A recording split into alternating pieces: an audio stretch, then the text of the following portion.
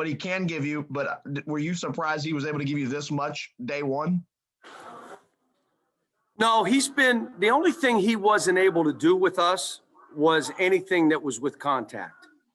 So he was practicing conditioning, and I told him, I said, you better, because we're going to know something here in the next couple of days, you better condition. And, and he has been. He's really a disciplined, conscientious, but it's just nice to have a steadying force. Did you notice what I did at the end of the game with him? I love it when you guys don't even watch the game. You have your questions. I had him take it out of bounds because he was the one I knew would throw to the right guy. And that's what he gives us. But I thought there was a lot of good. I mean, 18 assists. We ended up out rebounding them, and they played hard. Dante didn't make all these shots. He plugged one, and then he passed up one because everybody's got him thinking he got to be this guy. Please leave him alone and let him be that guy that we're begging to shoot balls. Not like he's going to have to make 8 threes a game. The ones he made gave us the burst to lead at halftime. And I'll tell you what, he came up with, I'm happy with him. Olivier, I grabbed him after and I said he had a great first half, but I liked the lineup at the end of the game, so I stuck with it. And he was fine. How about BJ? BJ played for us, played to the training. Here's the greatest play he made. He dribbled it up and threw it where he could have tried to shoot it, and he threw it to Davion in the corner for a 3. He hadn't done that all year. He would have gone in the middle and loop-de-loop and spun and thrown. I mean, just play the game as it comes. And so I was really proud of him. The biggest thing I told him in the first half, if you don't come up with loose balls, I'm not playing you.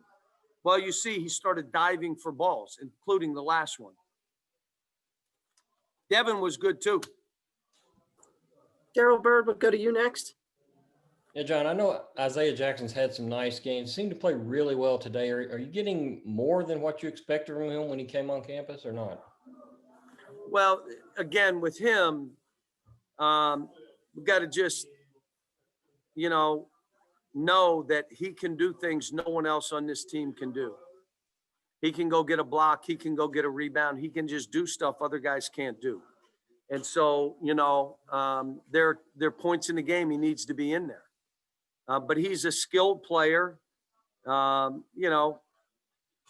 I'm like I said, Jacob did okay, wasn't the same as he was, but he was fine. I went crazy when every time he has a breakaway that he tries to dunk, that's what it looks like. Why not lay it in? And if you miss it, you can tip it back. And I said, we're not settling for that. And I told them at the end of the game, I'm coaching like it's a close game. But we needed to let them know if you defend and you execute and you pass to each other, you will beat some people by 20. But you can't be selfish offensively and break down defensively and then have to make plays at the end of a game. But like I said, this was a great win for these kids. They're moving in the right direction. And again, I come back to our fans have been great to this team, letting them buy time and understand that they didn't have 16 games under their belt like normal teams. And, we didn't have the kind of schedule that we had, and Cal's making excuses. I mean, they never turned on these kids. And that's what's great about Kentucky fans, class people. And they supported Devin, a BJ, or you could bury him and try to be just so nasty. And I understand that COVID's hit a lot of people, but, like I said, our fans are unique and special. John Hale, we'll come to you next. Cal, can you just walk us through the decision as a team to kneel during the anthem and what your conversations have been like this week since Wednesday? We didn't have a whole lot of conversations. I heard it, that they wanted to do it when we were on our way to the arena. And so I called the 3 leaders in and I said, talk to me. And they said they wanted to kneel. I said, tell me why. And they said, this is why. And I said, okay. And they said, well, you kneel with us. And I said, do you want me to? They said, yes, we do. And I said, okay, I'll kneel with you. So, I think, again, it's something that speaks for itself. And, these kids are good kids, and they care about this country and all the other stuff, and they're trying to figure out life and making statements that they think they have to make, and I want to listen to what they're saying, and then I'll support them if they want me to be there. If they said we're good by ourselves, I probably wouldn't have been out there. Larry Vaughn, we'll come to you next. John, I got to admit, I thought getting Keon back would make a difference for you, but I never had an idea would make such a huge difference. I mean, just what impact does he have not only with his play, but what he kind of makes other guys able to do then? Well, first of all, when I told the team this, when he talked to the doctors, he was scared to death and thought it was going to go longer and this, that, and the other. And hands were shaking, and he came to see me, and that, they cleared him, and he and I got emotional. I hugged him, and I said, we got to figure out how we slide you in. He looked at me and said, Coach, I trust you. You do whatever you think is best for this team. And I told the team that. And I said, think of some of you. You get subbed and you're like, why'd he sub me? Think of you. Think of how he responded to this. He's a leader by example. He's not a confrontational guy. That's not who he is. You saw the kind of athlete he is.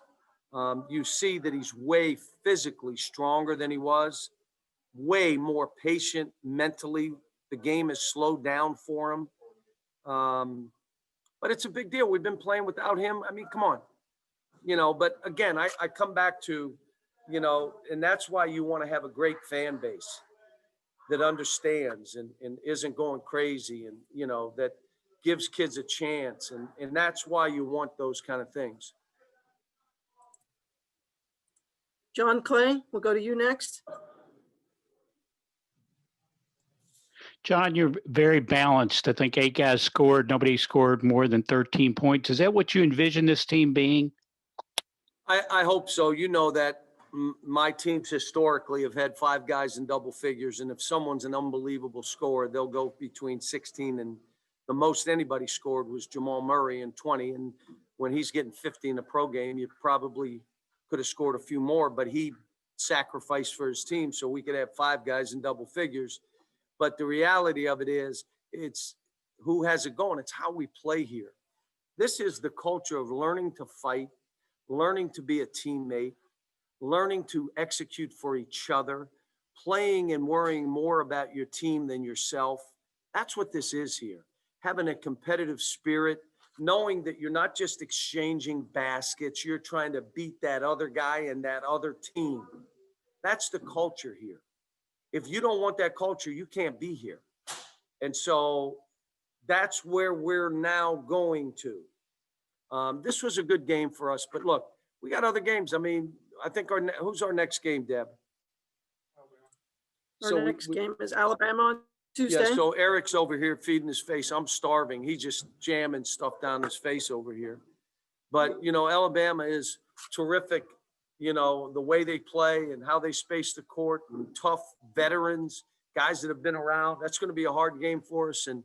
But again, let's enjoy this. Let's enjoy these kids. Let's enjoy their growth. I know there probably was some people that put dirt on the coffin, and we pushed the coffin open and said, hey, you ain't putting that dirt on this. And that stuff was out there. But look, I kept saying to you, we got good kids. I'm proud of these kids. They just need time. And I'm not changing that thought. We just need time. All right, Coach, we have time for 2 more, Ken Spencer and then John Wong. John, just how much pressure does Keon take off of everybody? I mean, for the guards, he can handle the ball a little bit, pass, feed the post. And for the big men, it just seems like he just takes kind of pressure away from everybody a little bit. And how about he can calm them down on the court, so he takes it off our staff? I mean, it's that's what makes it amazing at Mississippi State, how we pulled that off without him out there. That how we did it, how they kept together. But this, like I said, he's a special young man, great human being, great teammate, and a skilled basketball player. Talented. Okay, John Wong, finish us off. Way to go, John. Now the fan base is going to expect you to win every game by 20 points. But when we hear you scream, play to your training, play to your training, could you see this happen in practice? Were you anticipating this by the way they were responding in practice? Well, what had happened, I think they finally, we got to listen. We got to listen to what we're trying to do. We had to limit turnovers, right? We had to start executing to create good opportunities for each other. We had to be about each other. We couldn't have breakdowns defensively. And we just zeroed in on those things for 3 weeks. We were going 2-a-days. Like, we're still going 2-a-days. Like, we'll go 2-a-days for another. We got to. Let me ask you, John, what else do they have to do?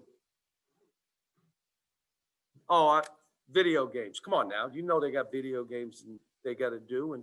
And they do got to sleep, 21 hours. I mean, what do they have to do? Let's get on that. Let's watch, even if it's video. We're watching tape. We're doing stuff. We're together. We're becoming a team. I went overboard with the COVID. I really did. It was so, I had coaches telling me, you're out of your mind. But I'm dealing with people's sons. And my issue started becoming mental health. And that's why I said, if we're testing 3 times a week and we're in this bubble cocoon we're in, the lodge, the practice facility, and that's it, and my house, and I'm getting tested, Ellen, we're going to become a family. We're going to become a family. And we started saying we got to do more things where we're around each other and not, without we social distance, you had masks, but we had to. And even now I keep worrying about, this isn't normal. How about they came here to play in front of 24,000 fans? And now all they can do is have them be real positive the way they are, but they can't be at the games. But if they were at the games, they're carrying us to wins, our fans. How about going on the road? First time I've been down to Florida, I didn't get to see the tents. The night before were the tents were out there. No tents. There were no tents. I mean, they don't get to be in a college environment socially, being in the classroom, meeting professors, none of it. 4 white walls, and then we're struggling. We have no real preseason. The coach put the stupidest schedule together, and I said it from day one. And if anybody wants to say complain, you say what you want to say. They didn't deserve all this of what position they were put in. But you know what? At the end of the day, let's see if what we did, maybe it was smart, but we'll see. Thanks.